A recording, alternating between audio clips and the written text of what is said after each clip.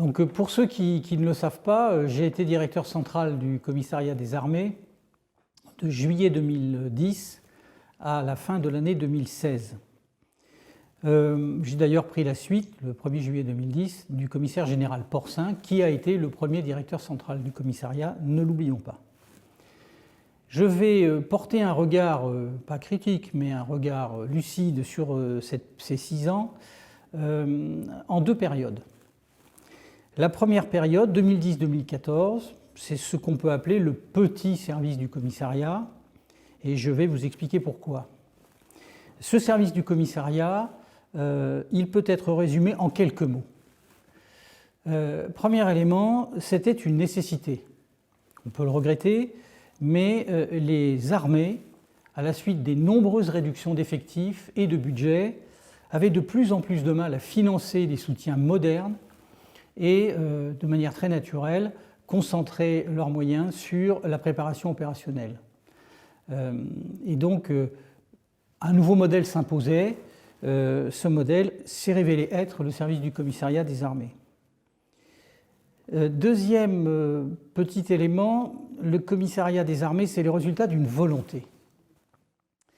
Auguste Comte, et je le disais souvent à mes collaborateurs, disait « aucune structure structurante ne se restructure de l'intérieur ».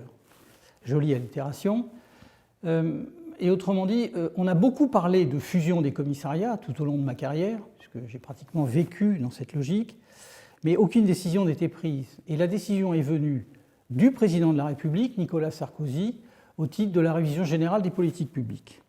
Et donc cette très forte volonté politique s'est imposée aux chefs militaires et a probablement permis, facilité l'émergence du service du commissariat. Troisième élément, ce petit commissariat, ce petit service, c'est un paradoxe qui va devenir une chance. Le paradoxe, c'est assez simple, c'est que le SCA de 2010 perd une partie des attributions historiques des commissariats. Autrement dit, c'est un service qui est plutôt tourné vers l'administration et la finance, les marchés, et qui a perdu en cours de route la restauration et la solde. Ce petit service, en fait, il a un seul objectif, celui qui m'a été assigné, et c'est bien la RGPP, c'est de réduire les effectifs d'environ 7 000 à 4 500 sur la durée de la LPM. Et nous nous organisons pour cela. Ce petit commissariat va se trouver, et c'est un peu le paradoxe, en phase de crise majeure. La première, c'est la crise Chorus. La crise Chorus, ça peut paraître un peu technique, mais c'est la mise en place du système d'information voulu par le ministère des Finances et inventé par lui, permettant de passer dans une logique plutôt manuelle à une logique entièrement intégrée et automatisée.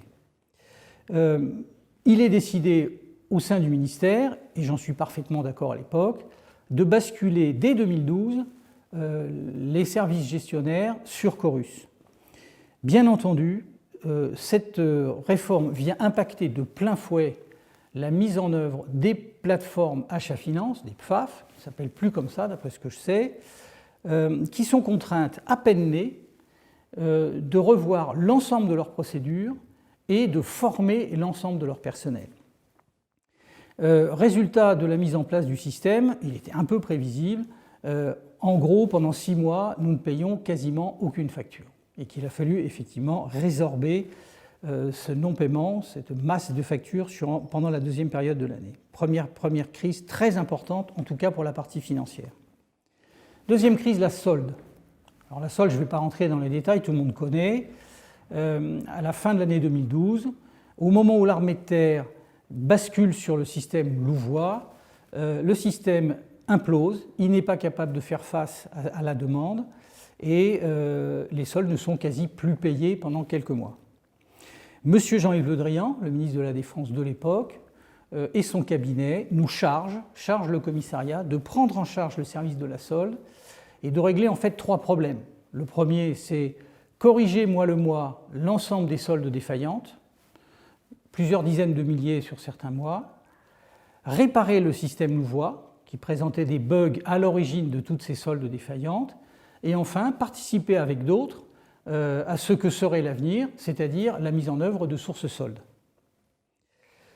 Troisième crise, ce ne sont que les prémices, mais c'est la crise de l'habillement, qui là encore, pour des problématiques essentiellement de système d'information et un peu de logistique, ne parvient plus à servir l'habillement aux forces dans des conditions correctes. Ces trois crises étaient d'une importance énorme. Elles auraient pu emporter le commissariat des armées. En fait, elles ont été une chance. Parce que, ça manque de modestie, mais nous avons à peu près traité ces crises dans la durée, et ça nous a permis de créer un état d'esprit très particulier au sein du commissariat, qui était un état d'esprit quasiment de combattants. Ça a généré une véritable culture entre les différents personnels qui venaient d'horizons très différents, et ça nous a permis de faire émerger ce service. J'ai l'intime conviction que si nous n'avions pas eu ces crises à gérer, il est probable que le petit commissariat, toujours entre guillemets, aurait disparu du paysage. Il se serait passé quelque chose, mais pas la création de ce qui s'est passé en 2014.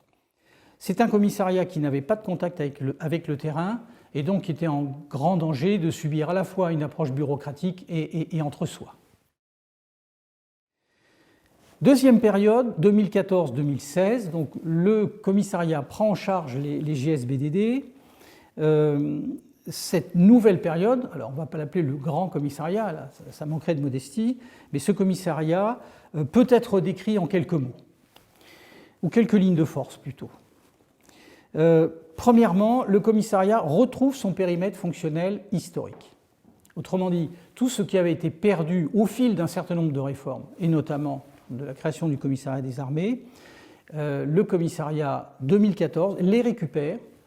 Il récupère notamment la restauration et le service de la solde, qui sont absolument essentiels pour un service de soutien, et il revient à ce qu'étaient historiquement les services du commissariat de la marine ou de l'intendance dans le passé. Autrement dit, je rappelle que ces services étaient des services très délicats, très subtils, qui mêlaient à la fois de l'administration, de la finance, du contrôle, du soutien de l'homme, du facility management pour parler moderne, et donc un certain nombre de fonctions qui peuvent éventuellement ne pas avoir de lien de cohérence directe, mais qui ont toujours été opérées, en gros depuis Napoléon Ier, en tout cas depuis le XIXe siècle, de cette manière, au travers de la logique de l'intendance.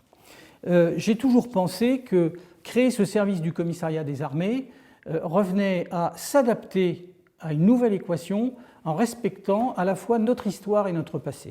Et c'est une bonne chose.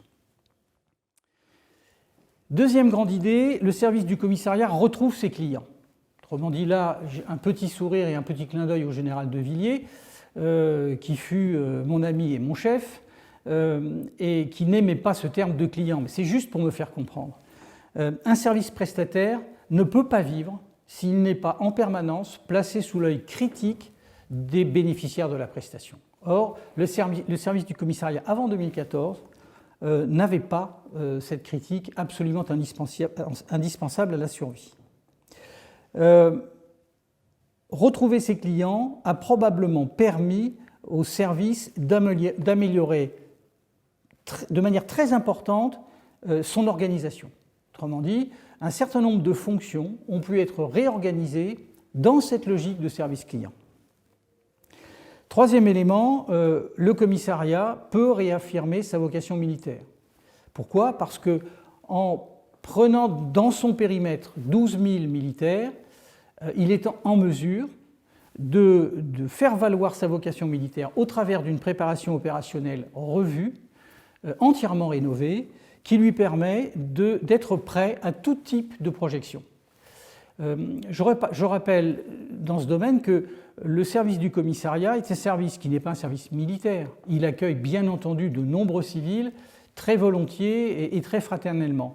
Mais c'est un service à vocation militaire. Autrement dit, c'est un service qui est fait pour fonctionner en opération, voire en temps de guerre si nécessaire. Cette vocation militaire n'était pas présente dans le service du commissariat première période. Il a pu émerger à partir de 2014. Puis troisième élément, le service du commissariat se réorganise. Passer de 5 000 hommes à 25 000 hommes, ce n'est pas un changement par degré, c'est bien un changement par nature. Quelle était l'équation ? C'était tout simple, faire émerger cette dimension organique, qui est très exigeante, en ETP, en fonctionnement et en budget et en finance, sans venir toucher à ce qui faisait l'âme du service initialement, c'est-à-dire le bout en bout, la responsabilité par fonction et l'expertise. Ça a été toute l'équation que nous avons dû résoudre entre 2013 et 2014, préparation et mise en œuvre de l'ensemble du dispositif. Autrement dit, pour résumer, le commissariat devait prendre une dimension organique sans esquinter sa dimension fonctionnelle. Pour les gens habitués à ces terminologies, vous imaginez la complexité. Je ne peux pas parler du service du commissariat sans aborder la problématique du corps des commissaires 2013-2016 pour dire deux choses très simples. La première, c'est, je veux dire, l'admiration que j'ai pour ce corps d'élite qui souvent se sous-estime et dont je pense qu'il apporte beaucoup aux armées et que sans ce corps, il est probable que l'administration et le soutien n'auraient pas la même qualité dans les armées qu'aujourd'hui. Et puis deuxièmement, parce que c'est un sentiment que je trouve noble, ma reconnaissance envers tous ces commissaires qui ont subi les bouleversements de la création du corps unique avec beaucoup de dignité. Alors en conclusion, je ne peux pas me prononcer sur la période 2016-2020 pour une raison très simple, c'est que j'avais promis au commissaire général Piat, mon successeur et mon ami, de ne jamais me mêler de ses affaires. Je lui avais dit, je ne serais pas l'œil était dans la tombe et regardez qu'un, et donc je ne peux pas dire que je sois très au courant, très intimement au courant de ce qui se passe dans le commissariat des armées, et c'est une volonté de ma part. Mais je voudrais quand même peut-être émettre quelques vœux. Le premier, c'est que je souhaite que l'esprit de fraternité et de simplicité qui a prévalu au moment de l'émergence du service en 2010 existe encore. Je pense que c'est un gage de la qualité au travail, et j'en ai beaucoup bénéficié, et je pense que c'est extrêmement important dans le commandement. Deuxième idée, j'espère qu'on a gardé notre esprit de service, donc je ne dis pas esprit client, et qu'en permanence, on pense qu'on agit pour quelqu'un, et qu'on évite, tout le monde le sait, les dérives bureaucratiques que je n'ai jamais beaucoup appréciées. Troisième élément, j'espère que l'expertise n'a pas été oubliée pendant les 4 ans qui viennent de s'écouler, voire même qu'elle s'est réaffirmée, renforcée, et qu'elle est en tout cas toujours là. Puis dernier point, c'est peut-être d'ailleurs le plus important, j'espère que la vocation militaire du service, elle aussi, s'est affirmée et a été reconnue de tous les partenaires.